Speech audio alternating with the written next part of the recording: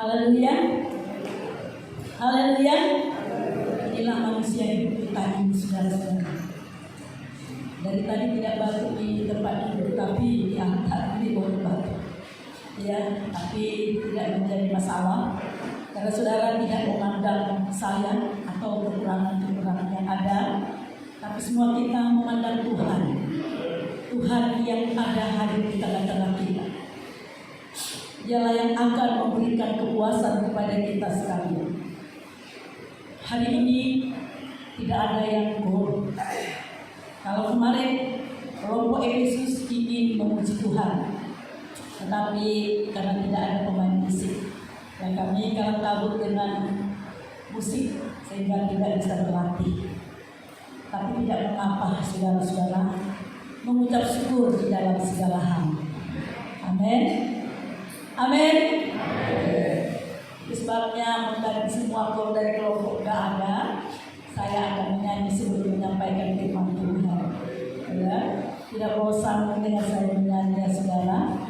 Kalau Raja Daud 7 kali dalam sehari dia memuji Tuhan. Ya, saya mungkin baru 1 bulan ada 2 kali mungkin ya, mungkin. Ya, saudara-saudara, saya rindu memuji nama Tuhan. Di dalam pujian ini memiliki arti saya tidak punya apa-apa, hanya memiliki sakit hati, masalah, bahkan ingin mencari ketenangan. Pujian ini sebagai satu pengakuan.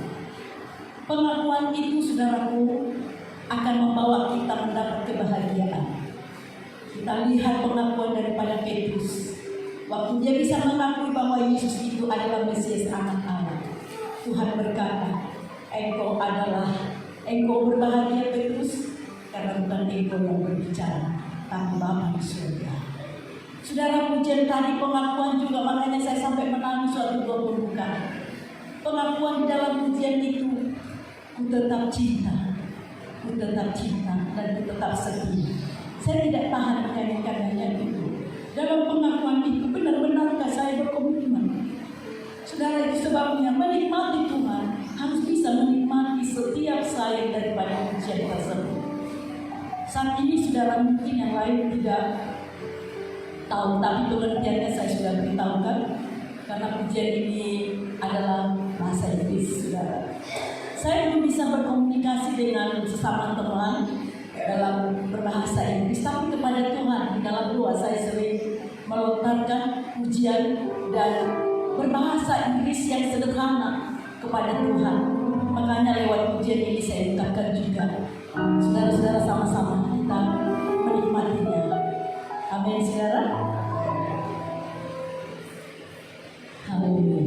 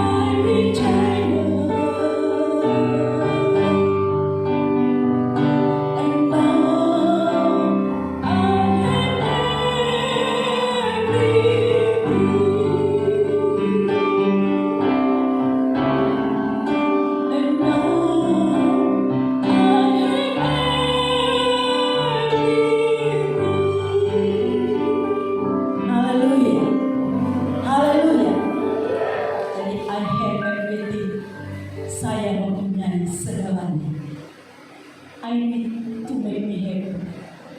Karena Dia segalanya bagi aku menjadi bersukacita, bergembira, dan dikatakan, I have Jesus who saw me daily. Kalau sudah punya Yesus dalam setiap perjalanan kita, Tuhan yang tolong, Tuhan yang pimpin, kita serahkan kepada Dia. Saudaraku, bahkan dikatakan, He has saved me. Dia memberikan keselamatan kepada aku. And He gave me life eternal. Dan Dia berikan hidup yang abadi kepada saya. I have everything. Nah, sekarang kita mempunyai segala-galanya. Amin, saudara-saudara. Amin, saudara. Saya bersyukur ketika saya terus belajar, saudara-saudara. Saya mencatat di catatan saya pujian lagu-lagu bahasa Inggris sudah lebih banyak, saudara-saudara. Jadi setiap berdoa saya bisa menangis menaikkan pujian karena saya berpikir keajaiban Tuhan. Bukan harus saudara-saudaraku seperti dulu kita di sekolah baru bisa menemukan, tetapi tatkala ada kemauan di situ Tuhan membuka jalan bagi kita. Sebab itu masa-masa sekarang kita lihat di pandemi ini, saudara, orang banyak bertanam-tanam, memiliki kegiatan, ya menanam bunga di mana-mana. Itu suatu keindahan. Saya sangat menikmati juga, saudara. Ya, saya boleh menanam bunga sekarang. Saudara lihat suasana baru di gereja kita, bukan lagi bunga yang mati, tapi ada bunga yang hidup. Amin, saudara-saudara. Nah, kegiatan-kegiatan yang lain mungkin untuk mencari sesuatu dari online, mungkin zamannya sudah seperti itu. Mari kita terus belajar. Jangan ada yang bermalas-malas, jangan ada yang ketakutan, tetapi bergairah terus. Apa yang bisa kita lakukan untuk memuliakan nama Tuhan. Kiranya janganlah kendor kerajinan kita, tetaplah roh kita menyala-nyala, supaya kita bisa melayani Tuhan dengan apa yang ada pada kita. Saudaraku, hari ini saya rindu membawakan firman Tuhan, ya, saudara, bahwa tema atau judul daripada pemberitaan firman Tuhan hari ini, ya, yang berjudul yaitu, saudara-saudara, Gunung Tempat Rumah Tuhan. Ini judul hari ini, Gunung Tempat Rumah Tuhan. Saudara-saudara, ayat yang kita akan baca terlebih dahulu, kita akan lihat dalam Yesaya pasal yang kedua. Yesaya pasal yang kedua,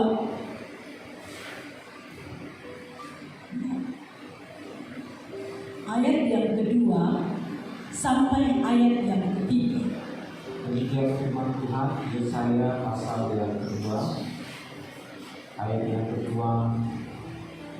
Demikian akan terjadi pada hari-hari yang terakhir, gunung tempat rumah Tuhan akan berdiri tegak di gunung-gunung yang menjulang tinggi di atas bukit-bukit. Segala bangsa akan berduyun-duyun ke sana, dan banyak suku bangsa akan pergi serta berkata, mari kita naik ke gunung Tuhan, ke rumah Allah Yakub, supaya Ia mengajar kita tentang jalan-jalannya, dan supaya kita berjalan menempuhnya. Sebab dari Sion akan keluar pengajaran dan firman Tuhan dari Yerusalem. Iya, dengan perikopnya, Sion adalah pusat kerajaan damai sejahtera. Itu ya pusat. Apa namanya temanya ya? Judulnya. Perikop dari pembacaan ini. Hari ini kita sedang dibawa ke gunung. Gunung dikatakan tempat rumah Tuhan. Ya, saudara-saudaraku, gunung tempat rumah Tuhan akan berdiri tegak di gunung, menjulang tinggi di atas bukit-bukit, dan bangsa akan berkata, mari kita naik ke gunung. Jika kita Siapakah orang yang mau naik ke gunung? Tentu orang yang mau naik ke gunung, tidak semua. Benar? Karena merasa tidak mampu untuk naik ke gunung. Tapi hari ini kita mau melihat siapa orang yang mau naik ke gunung. Tadi ayat yang ketiga berkata, bangsa berkata, mari kita naik ke gunung. Bangsa-bangsa, bukan hanya satu bangsa. Bangsa-bangsa akan berkata, mari kita naik ke gunung. Sering dulu kita nyanyikan nyanyian ini. Mari naik ke gunung Tuhan, mencari firman-Nya. Itu ada ya, sudah lama. Tapi hari ini diingatkan supaya kita semua jemaat Tuhan di situasi yang seperti sekarang sangat dan sangat ya menakutkan ini, tapi kita diajak naik ke gunung itu. Saudara-saudaraku, siapa orang yang mau naik ke gunung itu? Pertama, hanya orang-orang yang tangguh yang mau mendaki gunung. Kedua, hanya orang-orang yang fokus dengan tujuan. Dan yang ketiga, orang yang berani menghadapi tantangan dan menghadapi risiko. Itulah yang mau naik ke gunung. Dari Indonesia, ada saya baca dan saya lihat di YouTube perempuan Takarau, tak siapa namanya, gunung yang tertinggi katanya di dunia, ya, di Gunung Ever apa itu ya, saya lupa. Ya, kenapa dia bisa mencapai gunung itu? Karena dia memiliki satu fokus. Apa fokusnya, saudara-saudara? Bahwa dia akan mendapat suatu pujian. Namanya akan dikenal, bahkan akan terkenal. Amin, saudara. Berapa tahun yang lalu, tapi sampai sekarang tertayang ya di YouTube, saudara-saudaraku. Kita melihat di sini orang yang mau mendaki ke gunung adalah orang petangguh-petangguh, pejuang-pejuang, bahkan yang punya fokus. Hari ini kita diajak oleh Tuhan supaya kita memiliki suatu fokus kepada Tuhan. Mungkin saudara ada yang datang dengan masalah, persoalan, tapi jangan fokuskan persoalan itu di dalam hidup. Fokuslah kepada Tuhan. Amin. Karena kita sedang datang ke tempat rumah Tuhan, yaitu gunung yang tinggi, saudara-saudara. Kalau kita melihat ada hal-hal yang didapatkan, contoh seperti Musa dalam Keluaran 31 ayat yang ke-18, kita baca di sana. Keluaran pasal 31 ayat ke-18. Dengan Yeriko Musa menerima kedua rohku, dan Tuhan memberikan kepada Musa setelah ia selesai berbicara dengan dia di Gunung Sinai kedua roh Allah, roh batu yang ditulisi oleh jari Allah. Nah, saudara, Musa dia adalah pejuang iman. Dia bisa menerima yaitu hukum Allah dari roh batu yang ditulisi oleh jari Allah sendiri, di mana dia menemukan hukum Allah roh batu itu, saudara. Di mana? Dari pembacaan kita di mana? Di gunung, yaitu Gunung Sinai. Betapa banyaknya manusia pada waktu itu, bangsa Israel sendiri 2 juta lebih kurang. Tapi Musa naik ke gunung. Kenapa bisa Musa naik ke gunung? Karena dia mendengarkan suara Tuhan. Amin. Gunung-gunung ada di dunia ini, tapi Tuhan ajak kita untuk melintasi gunung-gunung yang ada di dunia ini, untuk naik ke gunung Tuhan. Ada nyanyian kami dulu di sekolah Alkitab berkata, gunung yang suci telah ku pilih, ke sana aku akan pergi. Jadi gunung Tuhan itu adalah gunung yang suci. Firman Tuhan berkata tidak ada seorang pun yang bisa melihat Allah tanpa kesucian. Di Gunung Sinai, Musa bisa menerima hukum Tuhan yang langsung ditulis. Saudara-saudara kekasih, jadi pertama kita lihat di sini Musa mendengar Tuhan di atas gunung.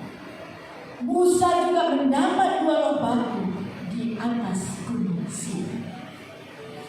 Apa arti gunung yang lebih lagi dalam ajaran pada pagi hari ini, saudara-saudara? Artinya hanya di tempat di mana Tuhan ada, Dia mau membawa kita untuk terus bisa lebih peka mendengar suara Tuhan. Lewat kebenaran firman Tuhan seperti saat ini. Satu gunung, karena dikatakan kita akan naik ke gunung, menikmati Tuhan, bahkan pengajaran Tuhan kita akan temukan di gunung seperti Musa, saudara-saudara. Menjadi pemimpin yang berhasil harus bisa naik ke gunung. Amin. Amin, saudara-saudara.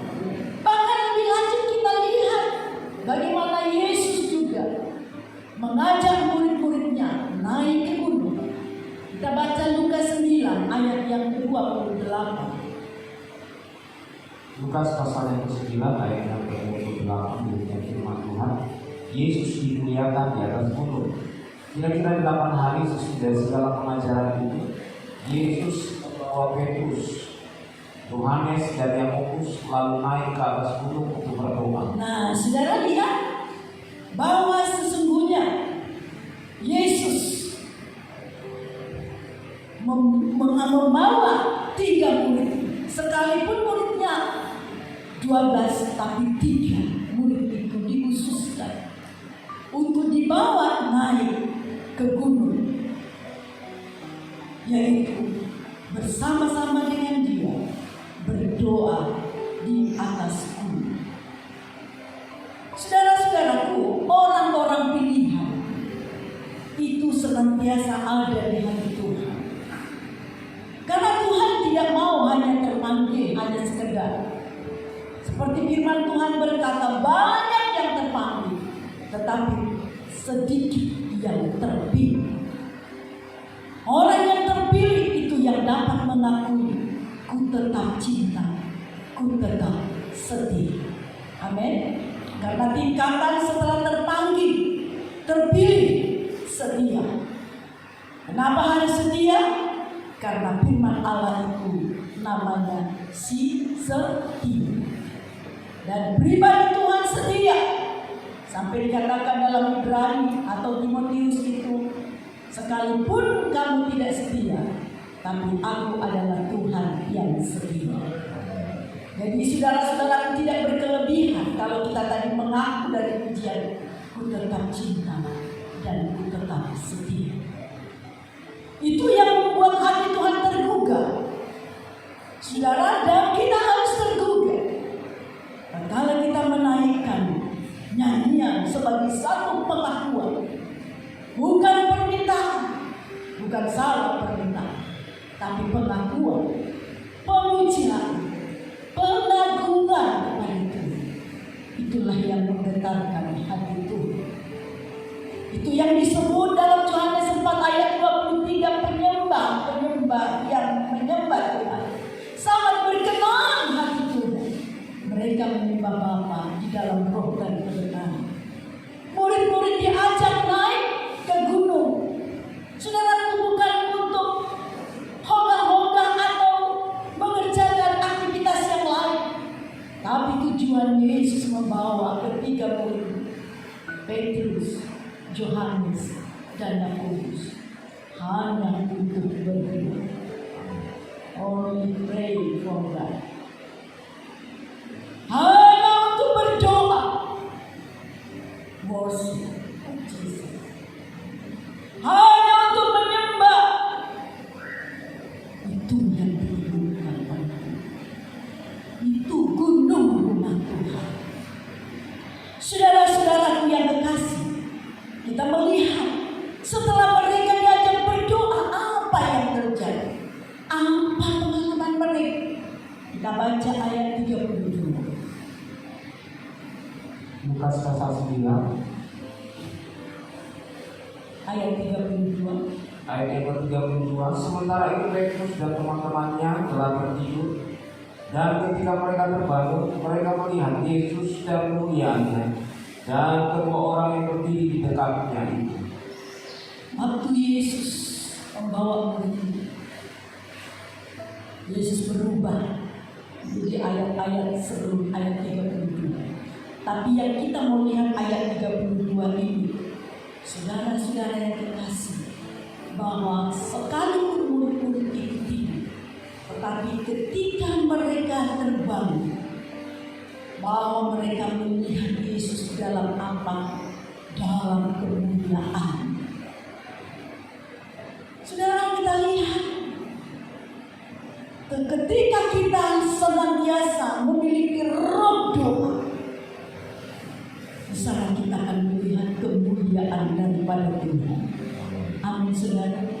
Jika kita melihat kemuliaan Tuhan, kita tidak melihat kegelapan, karena kemuliaan itu begitu terang. Dan tidak hanya itu saja, ayat yang ke-33. Ayat yang ke-33, dan ketika kedua orang itu hendak meninggalkan Yesus, Petrus berkata kepadanya, Guru, betapa bahagianya kami berada di tempat ini. Stop sampai di sini. Ada satu kenikmatan pengalaman bersama Yesus di dalam doa. Pertama tadi melihat kemuliaan, kedua betapa bahagianya kami ada di sini. Amin. Amin. Haleluya. Haleluya. Bagaimana dengan kita? Adakah bahagia tatkala kita datang beribadah? Adakah kita bahagia tatkala kita datang berdoa menyembah Tuhan?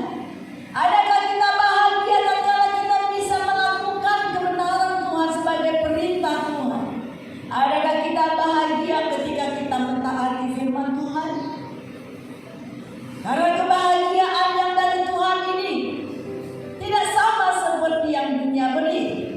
Kebahagiaan dari Tuhan ini membawa kita mencapai hidup yang kekal dan hidup abadi. Saudara-saudara yang kekasih, kita akan melihat lebih lagi apa sebenarnya di atas gunung.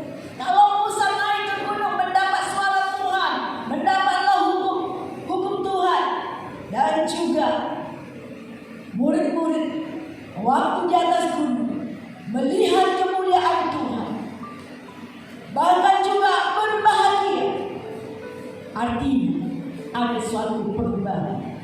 Saudara tahu, setiap orang yang bertemu dengan Tuhan akan mendapat perubahan hidup. Amin. Perubahan cara berpikir. Itu saudara-saudara kalau mau dibawa oleh Tuhan naik ke gunung Tuhan. Itu sebabnya kalau kita belajar tabernakel dari halaman masuk ruang suci, masuk ke ruang Maha Kudus. Saudara, kita bisa berkata masuk ruang kudus di dalam Yehezkiel. Coba kita baca Yehezkiel 43 ayat yang ke-12. Yehezkiel pasal 43 ayat yang ke-12. Inilah ketentuan mengenai bait suci itu. Seluruh daerah yang di puncak gunung itu adalah Maha Kudus. Sungguh inilah ketentuan mengenai bait suci itu. Ya. Saudara, kita lihat ketentuan mengenai bait suci, yaitu seluruh katanya puncak gunung itu adalah apa, saudara? Maha Kudus. Semua kita berkata seluruh puncak gunung itu adalah Maha Kudus. Tekanannya sungguh inilah ketentuan mengenai bait suci itu. Harus jelas pengertiannya, saudara-saudara. Selama ini kita tidak lagi dibuka soal tabernakel, tapi tabernakel yang sesungguhnya adalah kehidupan kita. Dari kehidupan halaman hidup sembarangan, ya keluar masuk gereja sesuka hati, tak menikmati apa-apa, hanya menjerit-menjerit, menangis-menangis, korban teriak-teriak. Tapi masuk ke ruang suci, kita menemukan di sana ada meja roti, ada juga pelita ibadah yang menyala, dan ada misbah dupa. Nah, lebih dalam, saudara harus ingat ini puncak gunung sebagai tema kita tadi. Ketentuannya ruang Maha Kudus itu sangat terukur, saudara-saudara. Lalu Ibrani 9, coba kita baca. Ibrani 9 ayat 1 sampai ayat yang keempat. Demikian Ibrani 9 ayat yang pertama sampai ayat yang keempat. Perikop tempat kudus di bumi dan di sorga. Ya. Memang perjanjian yang pertama juga mempunyai peraturan-peraturan untuk ibadah dan tempat kudus buat tangan manusia. Sebab apa? Sebab ada dipersiapkan suatu kemah, yaitu bagian yang paling depan, dan di situ terdapat kandilian dan meja dengan roti sajian. Bagian ini disebut tempat yang kudus. Di belakang tirai yang kedua terdapat suatu kemah lagi yang disebut tempat yang maha kudus. Di situ terdapat mesbah pembakaran ukuran dari emas dan tabut perjanjian yang seluruhnya disalut dengan emas. Di dalam tabut perjanjian itu tersimpan kulit-kulit emas berisi mana, tongkat Harun yang pernah bertunas, dan loh-loh batu yang bertuliskan perjanjian. Amin. Saudara lihat bahwa sesungguhnya ibadah kita itu diukur. Sungguh ini ketentuan. Jadi ibadah itu tidak sembarangan suka-suka kita, tapi ukurannya itu betul-betul menurut Tuhan. Dari perikop Ibrani 9 ini, apa dikatakan, coba sekali lagi perikopnya? Tempat kudus di bumi. Tempat kudus di bumi dan di surga. Sama seperti doa yang diajarkan oleh Tuhan Yesus kepada murid-muridnya. Jadilah kehendakmu di bumi seperti di surga. Amin. Bahkan dikatakan apa yang kamu ikat di bumi akan terikat di surga. Saudaraku, sampai ibadah di bumi dan di surga itu, saudara-saudaraku, dinyatakan oleh Tuhan. Itu sebabnya kalau kita beribadah, jangan ada yang meremehkan ibadah. Kita harus konsisten. Baik HP kita, fokus, dengarkan firman Tuhan. Mata hamba Tuhan tidak melihat, tapi mata Tuhan menjelajah sampai ke sudut manapun saudara. Karena Tuhan katakan, takutlah akan Tuhan. Orang yang takut akan Tuhan membenci kejahatan. Amin. Saudara, orang yang membenci kejahatan tidak ada kemunafikan. Bukan nabi, tapi pikiran kotor. Saudaraku, memang ada pertarungan dalam batu. Ketika kita ada HP, lalu treng, ada suara WA atau apapun itu, saudara-saudara. Tapi kita harus kuasai diri kita. Amin. Harus kita kuasai diri kita. Jangan terpengaruh. Fokus. Karena kita kalau mau naik ke gunung Tuhan, jika tidak fokus akan bisa terjadi perjalanan yang begitu terjal. Ada bebatu-batuan. Saudara, sulit untuk ditempuh. Tapi saya tahu saudara adalah orang yang menang, bahkan lebih daripada pemenang. Untuk mengendalikan diri dan menguasai diri. Amin. 1 Petrus 4 katakan ayat 7 di sana. Akhir dari segala sesuatu sudah dekat. Sebab itu, kuasailah dirimu, jadilah tenang, supaya kamu dapat berdoa. Amin. Jadi kalau kita kocar-kacir pikiran kita, tidak fokus, kita tidak bisa naik ke gunung, saudara. Kita bukan petarung untuk di dalam doa, tapi kita adalah orang yang lemah dan tidak berdaya, yang akhirnya akan jatuh, tidak bisa mencapai kemuliaan daripada Tuhan. Haleluya. Dan selanjutnya, saudara-saudara, bagaimana di ruang maha suci itu ada mezbah dupa. Saudara, sebagai mezbah dupa ada juga dikatakan tabut. Suasana surga memandang berpahan kita, mezbah kita itu menyatu di ruang maha kudus, yaitu yang meja perjanjian, tabut perjanjian itu ada tongkat harum yang bertunas, ada buli-buli berisi mana, ada juga 2 log batu. Saudara, kalau kita naikkan doa penyembahan kepada Tuhan, sesungguhnya penyatuan kita dengan Tuhan luar biasa. Itu sebabnya dikatakan Yesus sebagai kepala, kita adalah tubuhnya. Satu gak saudara?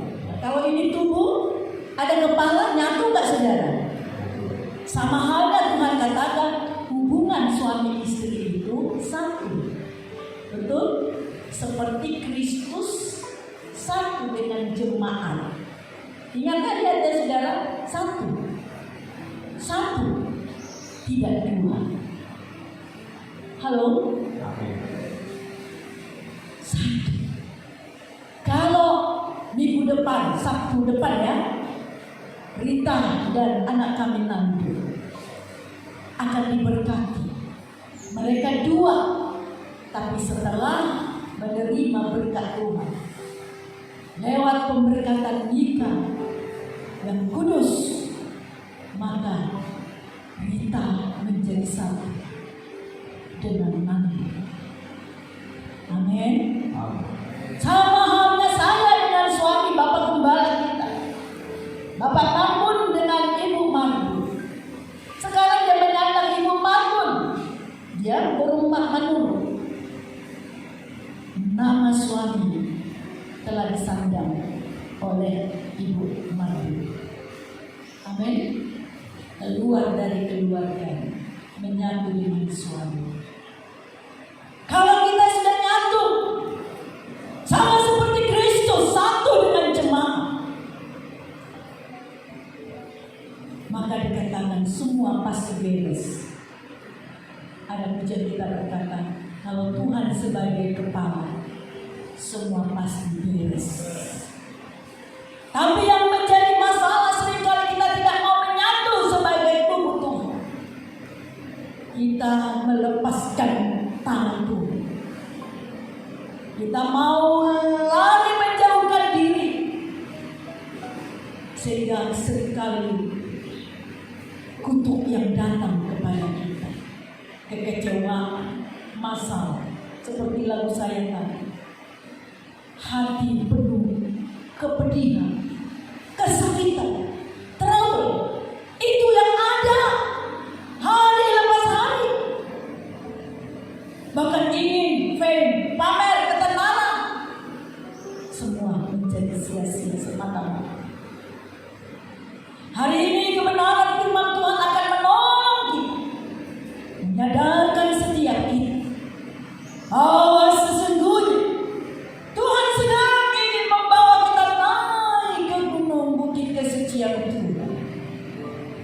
Kalau kita berada di lembah gelap, di lembah itu tidak ada terang, saudara-saudara.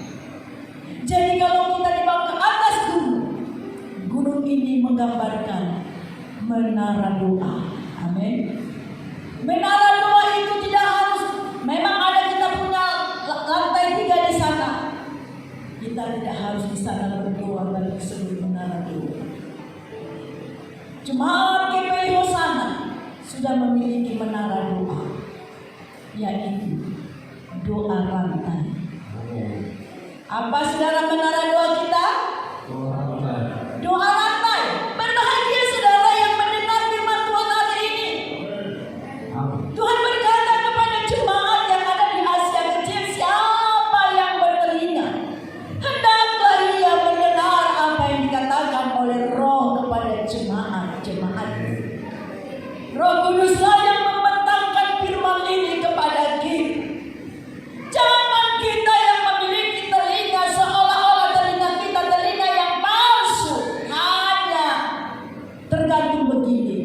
gantungan kacamata, tidak. Tapi telinga kita, telinga untuk mendengar suara Tuhan. Amin. Saudara-saudara yang terkasih, saya menunggu.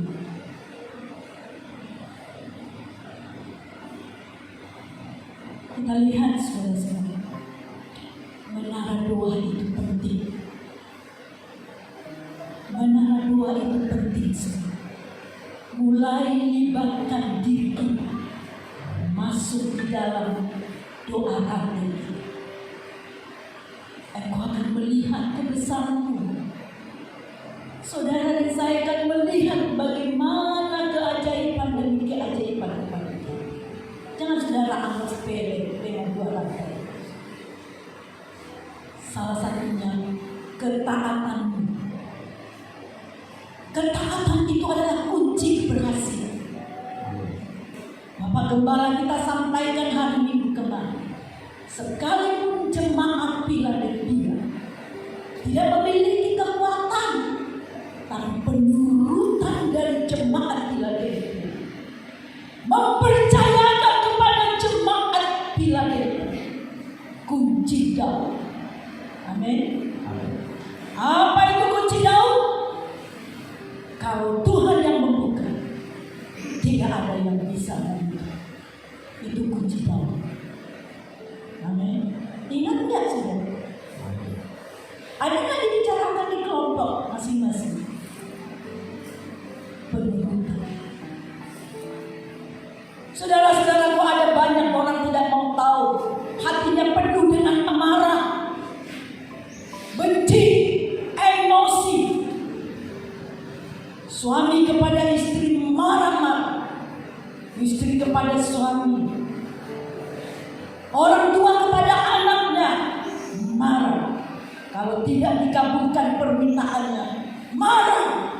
Kalau tidak dikabulkan keinginannya, marah. Saudara tahu, amarah ini akan membuat kehancuran. Amarah akan membawa kerugian menurut Amsal Sulaiman. Sebab itu, hilangkan dari hidup kita kemarahan, tapi tersenyumlah. Amin. Smile. Ya. All smile. Semua tersenyum. Saya mau lihat wajah saudara yang senyum. Hati gembira ditunjukkan dari wajah kita berseri-seri, dan hati gembira menjadi obat yang manjur. Haleluya, saudara-saudara. Indah, ya, itu pengakuan daripada murid-murid tadi. Betapa bahagianya kami ada di sini, karena dia melihat Yesus penuh dengan kemuliaan. Matanya bercerita.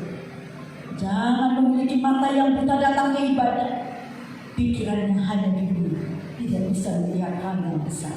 Amin, saudara. Sekarang lihat ini sudah masuk ke ruang Maha Kudus. Ruang Maha Kudus bukan di surga sana, surga di bumi Tuhan berikan. Memang yang di surga itu tetap Maha Kudus. Amin. Kelak kita akan ada di sana. Tapi di bumi Tuhan berikan suasana kemuliaan surga itu kepada kita sekalian. Nah, saudara-saudara yang dikasih, jadi saya katakan kita naik ke gunung. Gunung itu adalah menara doa, dan gunung itu adalah doa rantai kita. Atau mesbah dupa. Ya kan, dalam Ibrani mesbah dupa itu ada di ruang Maha Kudus, sama dengan tabut perjanjian. Jadi saya ngerti kan saudara? Ngerti ya? Ya, ada Roh Kudus akan membangun kita sekali. Saya berbahasa sederhana, tapi saya percaya Roh Kudus dengan leluasa akan menerangkan di hati kita sekalian. Iya. Saudara, kita lihat dalam Matius 5 ayat yang ke-14. Matius pasal 5 ayat yang ke-14. Kamu adalah terang dunia. Ya. Kota yang terletak di atas gunung tidak mungkin tersembunyi. Saudara lihat, di atas gunung. Siapa yang di atas gunung? Katakan ke sebelah saudara, kamu dan dan saya adalah kota yang diletakkan di atas bumi.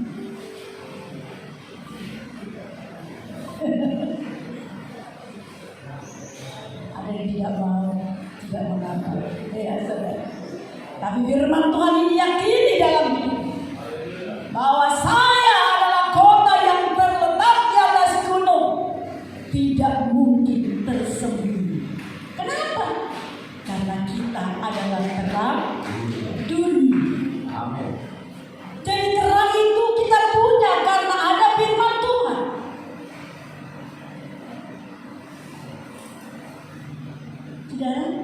Saudara bisa fokus melihat saya. Pandang saya, lihat hidup saya.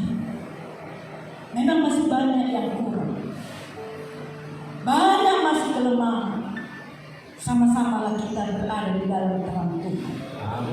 Hanya di atas gunung kita melihat terang yang sesungguhnya. Di lembah hanya kegelapan yang ada. Nah, itu sebabnya diingatkan saudara-saudaraku di dalam Matius pasal yang ke-7 ayat yang ke-13 dan ayat yang ke-14. Matius 7 ayat 13 dan yang ke-14. Masuklah melalui pintu yang sesak itu, karena lebarlah pintu dan luaslah jalan yang menuju kepada kebinasaan, dan pada orang yang masuk melaluinya.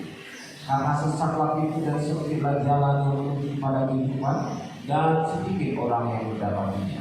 Saudara lihat, di pintu yang sempit ini adalah menggambarkan doa penyembahan. Tuhan ajak kita, masuklah melalui pintu yang sesak itu. Tidak banyak orang yang masuk melaluinya.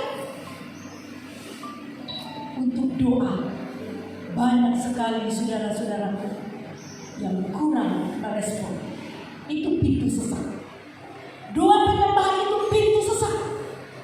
Tapi untuk dunia, pintu lebar. Banyak yang ke sana, saudara-saudara. Oleh dan sebab itu kita perhatikan perjalanan pengiringan kita. Adakah kita memiliki kerinduan yang besar untuk menyembah Tuhan? Saudara-saudaraku, jadi yang pertama pintu sempit doa penyembahan. Sulit orang untuk ke sana. Tapi kita melihat contoh bagaimana Daniel 3 kali sehari dia datang berdoa. Terus konsisten berdoa, saudara. Sehingga pembelaan Tuhan terus nyata dalam diri.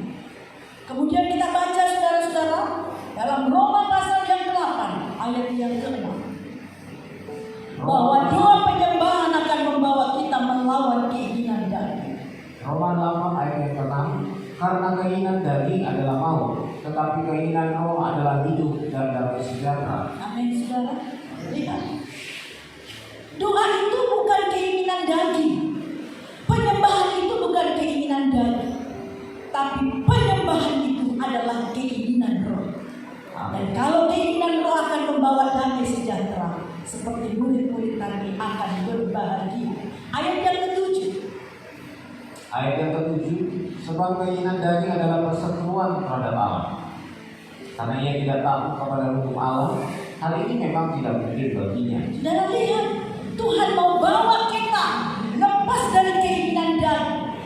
Tuhan tidak mau kita berseteru dengan Allah. Keinginan daging perseteruan terhadap Allah. Karena itu dia tidak takut. Jadi lihat diri kita. Jika kita tidak takluk kepada firman Tuhan, kita tidak taat kepada firman Tuhan, berarti kita masih mengikuti keinginan daging. Tapi adalah cara Tuhan menolong kita, membawa kita melalui pintu yang sempit, yang sesak. Itu penyembahan, supaya semua keinginan-keinginan daging dapat dilenyapkan dari kehidupan kita, saudara-saudara. Apalagi pelayan perjamuan kudus. Saudara bawa tubuh Tuhan, tapi saudara tidak mau masuk dalam 2 rantai. Saudara tidak masuk di dalam ukuran Tuhan, meja roti, pendalaman Alkitab. Saudara kurang bernilai di hadapan Tuhan. Hari ini tangan Tuhan menolong kita lewat kebenaran firman Tuhan. Ayat yang ke-8, satu ayat lagi. Mereka yang hidup dalam daging tidak mungkin berkenan kepada Allah. Amin. Amin. Orang yang hidup di dalam daging Tuhan tidak berkenan kepada kita. Jadi pelayanan tanpa ketaatan itu akan membawa kutuk kepada kita, saudara. Terkutuklah orang yang melalaikan apa yang menjadi pekerjaan Tuhan. Melalaikan itu kita telah dengar 2 minggu yang lalu atau 3 minggu yang lalu. Hari ini dari penggembalaan mengajak kita bersama-sama, mari naik ke gunung Tuhan, karena gunung Tuhan adalah akan membahagiakan kita dan membuat kita menyatu dengan Dia. Tuhan Yesus memberkati kita.